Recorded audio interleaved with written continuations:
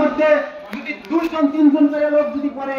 সব লোকের চাকরিতে তো বা 5 জন করে 3 জনের লোক কিভাবে পায় নাই বিভিন্ন ভাবে হয়রানি ঘোষণা হইয়া আজকাল তারা পথে কান্দে অনেকে ঢাকা চলে গেছে অনেকে মানুষের 666 টাকা শতাংশ কোন আইনের বলে কোন আওতার বলে জনগণেরকে ফাঁকি ধোয়া দিয়া 3 ওই পেশা দেন ভাই ওই পেশা দেন ভাই ওই পেশা দেন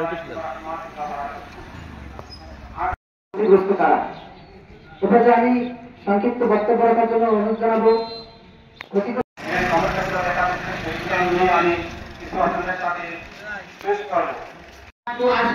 আমাদের এই ন্যায্য অধিকার যে দাবি করছে অঙ্গীকার করেছিলেন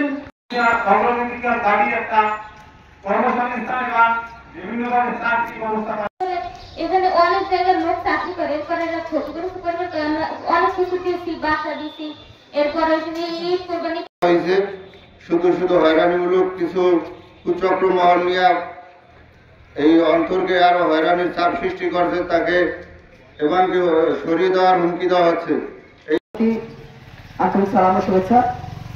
গত 1 বছর যাবৎ আমরা পায়রা তাপবিদ্যুৎ কেন্দ্র নিয়ে শান্তিপূর্ণ